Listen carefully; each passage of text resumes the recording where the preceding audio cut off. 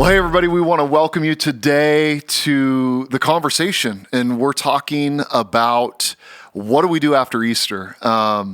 We just wrapped up Easter at Life Center, and I know we have different friends listening today. I'm sitting down with a couple of my friends. So take a moment, introduce yourselves, and what do you do at Life Center? Why don't we start with you, Anson? Go ahead. Well, I'm Anson Dawkins, and I'm one of the worship pastors here, so it is my esteemed pleasure to do that here every week. And I love God. I have two wonderful daughters and a wonderful, amazing wife that I'm enjoying the process of being married, just as we have just gotten married a little over a month ago. Yeah. And as we see, the smile on your face tells the whole story right there. Yes, Yeah. it Awesome. does. And Brandon, introduce yourself. Yeah, my name's Brandon Stanley. A worship pastor here on staff. Been here for quite a bit. Grew up in this place. Love it. I am also married. I have 3 wonderful kids that keep on adding more gray hairs to my life, but I love the gray hairs. Yeah, love it. Yeah. Well, obviously, Easter is such a big moment in the church. And I know behind the scenes, our team, for months, we've been leading up to this week and really this weekend. We approach it with 3 parts: Palm Sunday, Good Friday, Easter is kind of this one collective Holy Week moment for us. Yeah. But, as the church, we build, we push, we plan, the big moment of Easter. But we were talking a few weeks back and really kind of framing around this conversation, but now what? And I think a lot of times, so often we push to Easter. But before we get to that question, let's ask some important questions. Best all-time Easter candy. Oh. Best all-time Easter candy. I mean, that's easy for me. There's only one. Yeah. It's a Cadbury egg. Cadbury egg. Cadbury egg. I mean, it's chocolate. It's got a creamy filling.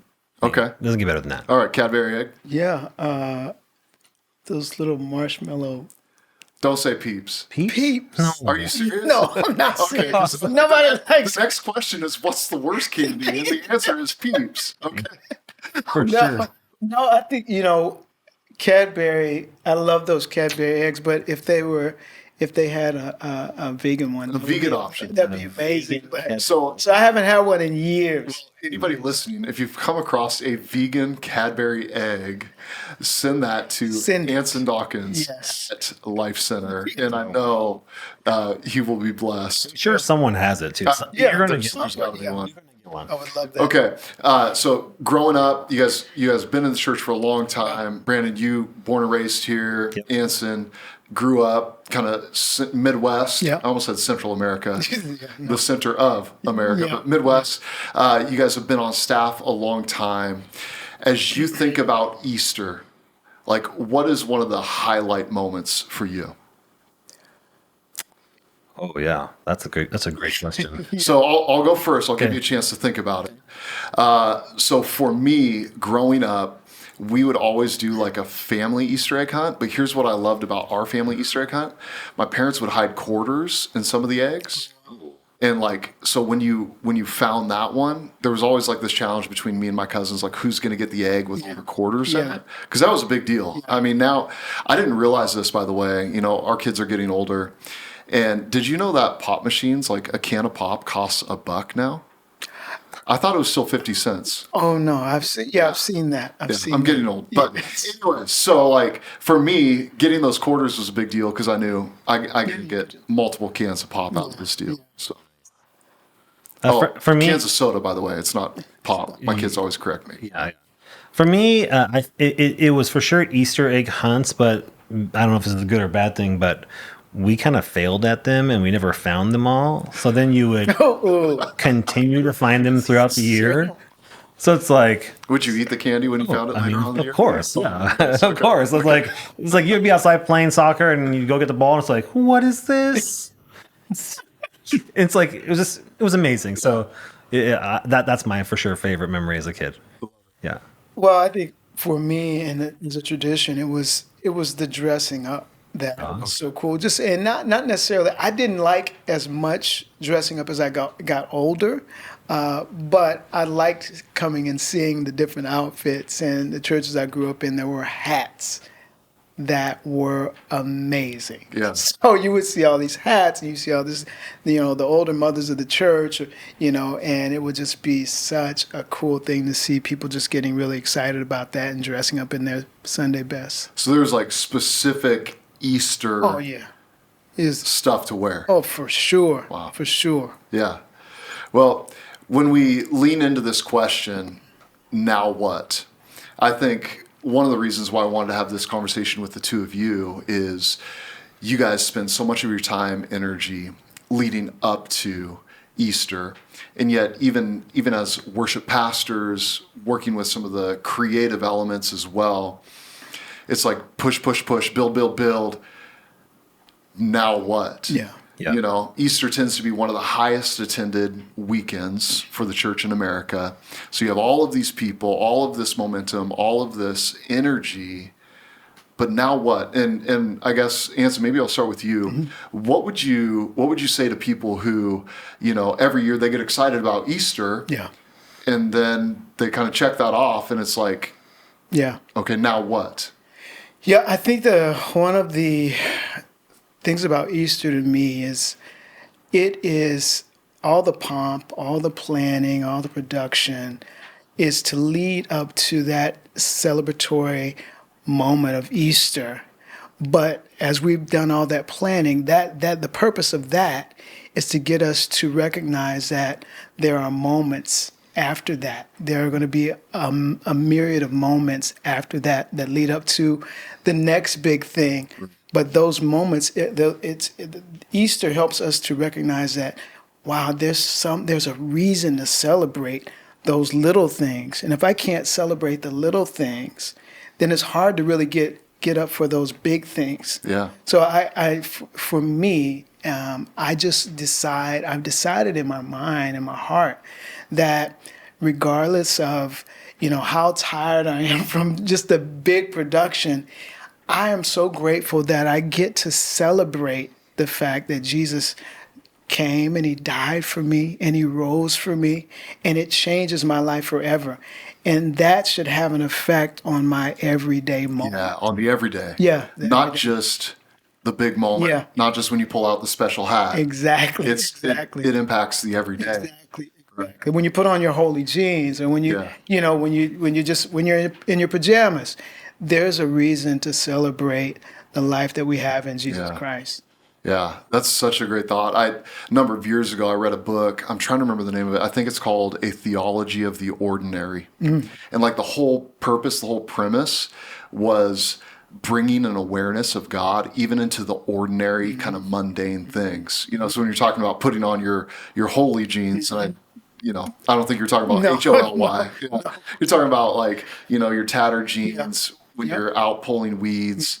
Like the reality is, and what was running in the back of my mind when you were saying that, most Easter's Sundays, like churches across America, somebody's going to stand up and say these words, "He is risen." Yeah. And the congregation's going to respond how? He is risen indeed. He is risen indeed, right? And it's funny how we do that on Easter. Yeah. But the reality is that truth should impact our everyday living. Yeah. Because 3 weeks after Easter, I should still have this perspective. He's risen indeed. Yes. And that changes everything. That's important. Yeah. I love it. Brandon, what would you add to that? To me, one of the things that I keep on coming back to is as we're in Holy Week and we're talking about it starts, we journey, and then it ends. I mean, that's kind of the premise of this. It ends on Easter. But Jesus's life had a trajectory. Yeah. It was moving in a direction, and there was purpose, and there was stops, and there was things that marked that journey. And one of the biggest parts of the story is it didn't end on Easter. Right. I mean, his life, the trajectory, that's the whole mystery behind it. That is what makes it so important. Yeah. It didn't end. But it reminds me that there's a trajectory for my life too. There's a trajectory for my wife's life. There's people I don't know. There's a trajectory, and we have no idea where the end date is, but until it ends, like it's moving somewhere. Yeah. And the thing that resonates with me when I think about that is that there was sacrifice along the way. Obviously, I mean, we're talking about Easter, obviously the ultimate sacrifice, but there's small sacrifices in my life. There's things that I have to like give up. There's things that I have to move past. There's things that for me, it's like, I'm holding on and I'm holding on. But as I journey, I need to let go. Easter for me reminds me that there's something more. There's something next week that I'm going to find myself holding on to, Right. that the Holy Spirit is saying, it's time to put that down. Yeah, you don't need that. You don't need that. And again, I'm not in charge of that final moment. It's my responsibility to continue to walk towards it. Yeah. To me, that's the what's next after Easter. Yeah, so good. I heard this thought, as I was even preparing for our Easter gatherings here at Life Center, and it's this whole idea of without the resurrection, we would have read a biography of somebody's life, because there would have been a period after the death of Jesus. But the crazy thing about the resurrection is it turns that period into a comma. Yeah. And it wasn't just for Jesus' life. It's also, that's true for our lives, where, so where is it in our lives that we've maybe put a period where God's like, no, it's not the end. It's not over. And how do we continue to lean into that and live into that? That's right. I think that's huge. Yeah. One of my thoughts, as we talk about what now after Easter is, I think every day we have to remind ourselves to live like it's more than just a story or a stop on the calendar. Yeah. Because I think those two ideals, when we approach Easter, like, oh yeah, that's the story of Jesus. We got to understand it's not just like this historic story tied up in a book. It's real. Yeah. It's a living story. Yeah. And we know that because lives are continuing to be changed by this story. Yeah. And so somehow I have to live each day like it's more than just a story caught up on some pages somewhere. But then also, I can't just treat Easter like it's a stop on the calendar. And there's a weird tension there because we do treat it like it's a stop on the calendar because it's a big, important day. It's an important day where we remember, we reflect, we walk through the days of Holy Week. And I love even this year how our creative team put together like a snapshot of here's what's happening each day of Holy Week. And it leads us to this moment. But here's the reality on this side of the resurrection, every day is resurrection day. Yeah. Because we live with that reality. And so for those who are maybe, kind of processing, going, okay, yep, went to church on Easter, check, now what? Well, live like it's more than just a stop on the calendar. Live like it's more than just a story caught up in the Bible. But bring it into day-to-day life. Last question I would ask you guys. So every week, you guys are standing on stage. You're helping to provide environments for people to experience God. We talk about this often, like worship is not just Christian karaoke. It's not just like, hey, let's sing along for a couple of minutes because we need to fill some time. Follow the bouncing ball. As people who are called and gifted and anointed to like lead people into worship, as worship pastors, what would you want people to know like in that week to week reality? Because sometimes we feel it like Easter, people show up, it's like, whoa, it's our Super Bowl, like people show up ready to go. What would you want people to hear from your heart or to know, kind of like peek behind the curtain?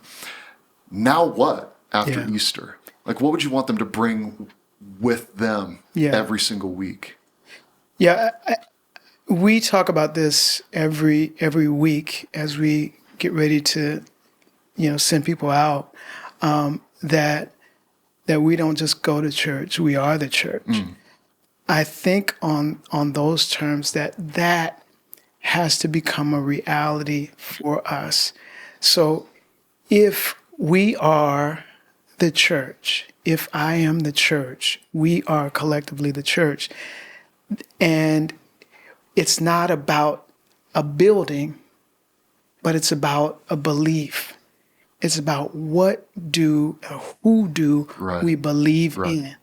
And I feel like we're having one of my favorite scriptures is in Galatians 5:13. It just talks about that we are called to be free, but we're not called to serve ourselves, but to serve our brothers and sisters. Freedom has a purpose Yeah. beyond just us. Yes. So we as a church being free to be able to our service is how we bring healing in situations where we've been healed, we've been forgiven, so we get to bring forgiveness. We've been delivered, so we get to bring deliverance in our homes, in our communities, whether it's corporate, whether it's community, whether it's family, whether it's private. There has to be every moment recognizing that, I have been set free, but it's not for me to hoard it to myself. It's so that I can serve, I can be of service. So one of my questions that I'm asking myself this week is, what does my service look like? If we were talking about church service, what does me as the church, what does my service look like? Yeah. How am I serving in my neighborhood, in my family, in my music, whatever it is, in business, whatever it is? How do I, as a church, how does my service look? So that's one of the things that's really, I think I want people to know. This has to be a personal thing. You can't just come to church and then just try to get that out in an hour. This is what you got to have your hours throughout the week. Throughout the week. That's good. Good. Brent, what would you add to that? To me, the thing that I think I would add to that, because that's right on. That's exactly what it is. The thing that, if I could push it a little bit further, would be, when I talk to my kids, so I have a 12-year-old, a 10-year-old, and an 8-year-old, and I look back at my childhood, and they are going through and experiencing different things that I did not. There's just new realities to the world we live in. The resounding theme I keep on hearing is no hope. It's why, like, what's the purpose? Does things matter? Does things matter? Do I care anymore? I talk to friends who are, running into situations in their life and they're struggling, and it's like, should I tap out? Are we done? I don't know why anymore. I hear this common theme. Easter is a message of hope. Yeah. And that hope is not confined to 1 week. Yeah. So good. Yeah. It is not an Easter message. The Easter message reminds us that it's constantly the message now. Yeah. Easter made this one moment eternally every moment now. Yeah. Everything. Yeah. It's constant. It's everywhere. It's free. It's accessible.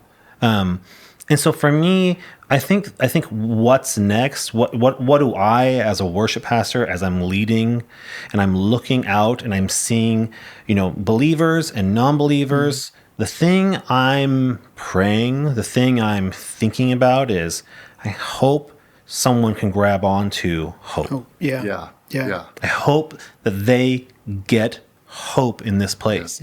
Jesus is real. Yeah. He's alive and he's still doing things. And like you said, it's free. It's right there, and it's not on a special day that's on a calendar. Yeah. That calendar date marks an important day that makes it eternally accessible for people. Yeah. And that's the thing I want people to walk away with every week. When I encounter people at the grocery store, or when I'm in a coffee shop, or when I'm talking to a friend who's struggling, or when I'm actually in a church service, how do people get hope for their lives? Yeah. That's what I'm looking for. What I love about both of what you guys have shared, I think that's so helpful for anybody kind of listening to this conversation, because it's this reminder, because of the resurrection, there really is this great reversal that has taken place. And it didn't just change that moment, it's changed every moment. Yeah. And so how do we live into that? Yeah. And so, man, thank you guys for sharing your perspective. Because I do really believe, we would say it, like the resurrection of Jesus has changed everything. Yeah. Yeah. But do we live like that? Yeah. Does it show up in the hope that we bring whether we walk through the doors and we're worshiping, or whether we're out pulling weeds in our backyard? Like the gospel changes everything. Yeah. And there's been this great reversal. Yeah. And so, man, I hope that those who are listening today, they feel that encouragement and that reminder, like, okay, Easter's over. Now what? Well, what do we do? Don't live like it's just a story Yeah. Yeah. or a stop on the calendar. Yeah.